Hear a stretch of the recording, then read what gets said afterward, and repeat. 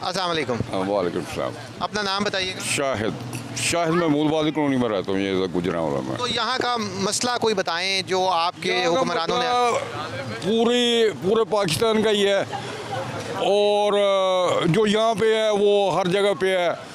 तब्दीली के हम मुंतज़र हैं, इंशाल्लाह बुराई को हम वोट नहीं करेंगे। नवीन साहब आप यहीं रहते हैं जी, तो मसला बताएं इस इलाके के रहने वाले लोगों का जो हाल नहीं हो रहा। सर इस इलाके का सबसे मेन मसला है पानी के सीवरेज का निज़ाम। बरसात के मौसम में आपको इधर आके पता चले कि आवाम के क्या क्या मसले मसाइल हैं।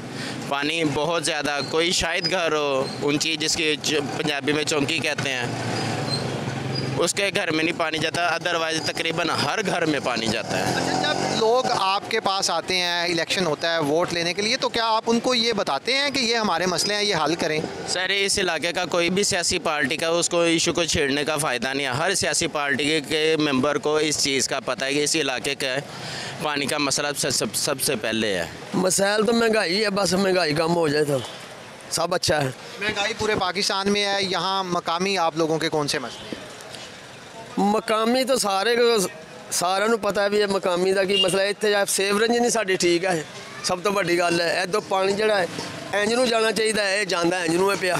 हमेशा पानी जड़ा ना इंज नूं जाता। इतों पानी जो बारिश होती है पानी इतने इन्ना को खलो जाता जिसका हिसाब ही कोई, लोगों का लंघना मुहाल हो जाता है। सेवरेज का सिस्टम एक दो बारी इब्तदा भी कर बैठे ने तो डायरैक्ट सलमे के कोल, लेकिन साडा पानी का सिस्टम जड़ा ना ये हल नहीं होया अजे तक। ये हल हो जाए तो चलो। साढ़े चौधरी सरफराज चेयरमैन साहब ने, साढ़े को इतने ख्वाजा साहब ने, इन्हों की मेहरबानी है जे साडा ये काम करवा देन।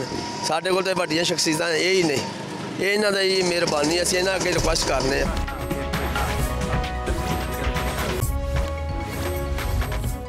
अब हम मौजूद हैं सिविल लाइंस के इलाका में। यहाँ के रहने वाले लोगों से, ख़वातीन से बात करते हैं और पूछते हैं कि उनके क्या मसाइल हैं। आइए लोगों से बात करते हैं। मसला यह है कि बिजली का बिल इतना ज़्यादा आता था कि हम नहीं बिल अदा कर सकते, कर्जा ठाक हम बिल अदा करें कि हमने आटे का भी मसला है कि 1 किलो आटा लगा ले कि हम गुजारा करें। हमारे बच्चे आधे भूखे हैं तो आधे रह जाए, तो हमारे वास्ते बड़े आटा दुकानों से मिलता नहीं है? मिलता नहीं, तो महंगा आता। मजदूर आदमी है तो हमारे बंदे की इतनी मजदूरी को नहीं, तो इस वजह से हम बहुत परेशान हैं। मिसाल इन्हें ना तो कोई गलियां दा ना कोई हस्पताल जेड़े वो भी बंद, दवाई नहीं मिलती, आटा महंगा, बिल नहीं तारते। जी सर, इधर हमें एक हॉस्पिटल की सहूलत थी, वो भी इन्होंने उधर से उठा लिया है, तो हमें बड़ी मुश्किल का सामना है। इतने वसाइल नहीं है हम दूसरे डॉक्टरों के पास जाएं।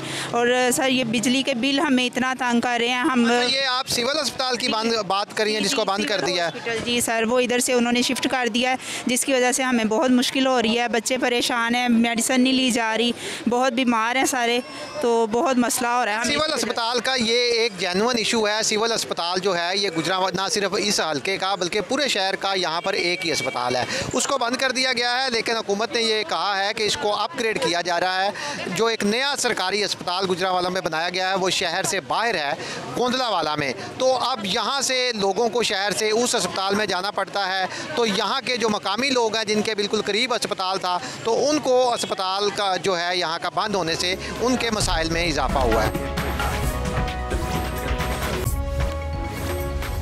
सिविल लाइंस के इलाके में हमने कुछ ख़वातीन से बात की, अभी लोगों से बात करते हैं। आप बताएं आपका नाम क्या है? मेरा नाम मलिक मोहम्मद कासिम है। तो कासिम साहब क्या मसाइल हैं आपके इधर? सर देखें, जो सारे शहर के मसाइल हैं वही हमारे मसाइल हैं इधर, ठीक है जी। बेसिकली हमें यहाँ पे कोई चीज़ नहीं मिली, जैसे यूनिवर्सिटी ऑफ गुजरांवाला हमें प्रोवाइड नहीं की गई और मोटरवे से लिंक नहीं किया गया। अब ये कुछ काम ऐसे हैं जो निगरान हुकूमत कर रही है। अभी तो यूनिवर्सिटी का भी ऐलान हुआ है, निगरान हुकूमत ने किया, और मोटरवे भी जो है वो बंद रहा है। बेसिकली जो हमारे नुमाइंदे हैं उन्होंने तो कभी कुछ नहीं किया, ठीक है। ये जो भी हो रहा है निगरान हुकूमत में हो रहा है। बेसिकली ये तो जो हमारे नुमाइंदे उनको करना चाहिए था। ये जो दो बड़े मंसूबे हैं गुजरांवाला के शहरियों के, यूनिवर्सिटी और मोटरवे, वो अभी बन रहा है। लेकिन इन लोगों का कहना है कि पहले जिन लोगों को वो वोट देते हैं उन्होंने ये काम नहीं किए। कुछ और लोग हैं, आप बताएं आपका क्या नाम? उमर इरशाद।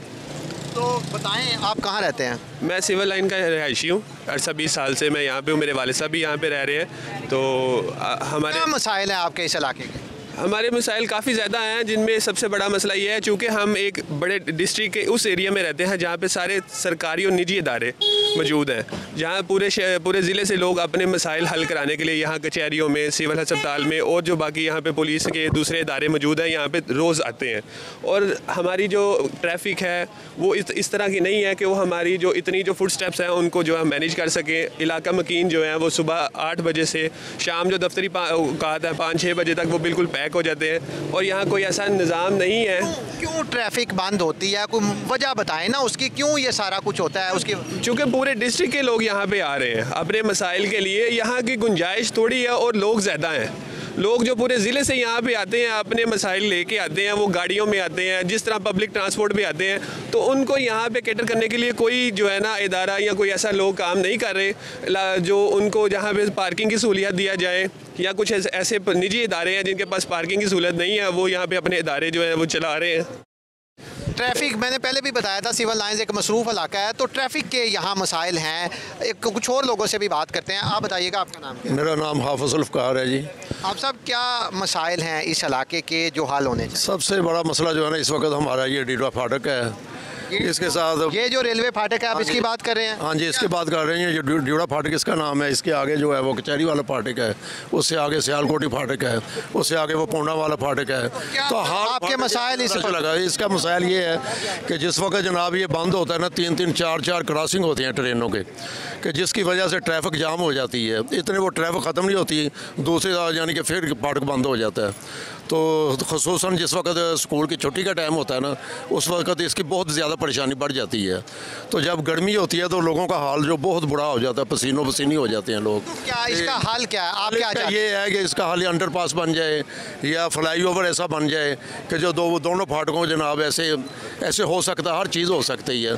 अगर अंडरपास बन जाए तो ये सड़क साथ बन जाए ऐसे, तो इधर का भी कवर हो जाएगा तो उधर का भी कवर हो जाएगा, 2 फाटक कवर हो जाएंगे। ये जो इन्होंने बात की है, ये भी गुजरांवाला शहर का एक बड़ा हल्का मसला है और NA 78 के लोगों का भी। गुजरांवाला जो शहर है ये बेसिकली 2 कौमी असम्बली के हलकों पर मुश्तमिल है। GT रोड के इस तरफ NA 78 है और दूसरी तरफ जो है वो दूसरा हल्का है। तो यहाँ जगह जगह रेलवे फाटक लगे हुए हैं। लोगों को एक तरफ से GT रोड के एक तरफ से दूसरी तरफ जाने में मुश्किलात का सामना है। कुछ और लोग भी हैं यहाँ, उनसे बात करते हैं। आप बताइएगा क्या मसाइल है? बिस्मिल्लाहिर्रहमानिर्रहीम। मोहम्मद सईद हातम मेरा नाम है और मैं 40 साल से 50 साल से इधर हम रहायशी हैं। और यहाँ सबसे जो इस वक्त मेन मसला है ना, वो यही है कि यहाँ पे एक ऐसा अंडरपास बन जाए जिससे ये दोनों फाटक जो हैं उसका मसला हल हो। फाटक की हमने अभी बात किया, इसके अलावा और क्या? इसके अलावा ये है कि यहाँ पे अगर फ़िलहाल अंडरपास नहीं बन सकता, क्योंकि हमने बेशुमार दफ़ा अपने जो अरकान असम्बली हैं उनको रिक्वेस्ट की है, सूबाई भी और कौमी भी, लेकिन उनको कोई असर नहीं होता। हमारी उनसे गुजारिश है कम से कम ये करें कि हमारा जो कब्रिस्तान है यहाँ पे जो सिविल लाइन को लगता है, इसमें जगह ना काफ़ी है, तो साथ रेलवे की जगह पड़ी हुई है। हमने 100 दफ़ा दरख्वास्तें दी हैं, कोई इस पर अमल दरामद नहीं हो रहा। तो अगर ये जगह मिल जाए हमको तो हमारे जो मसाइल है वो काफ़ी हद तक हल हो जाएंगे।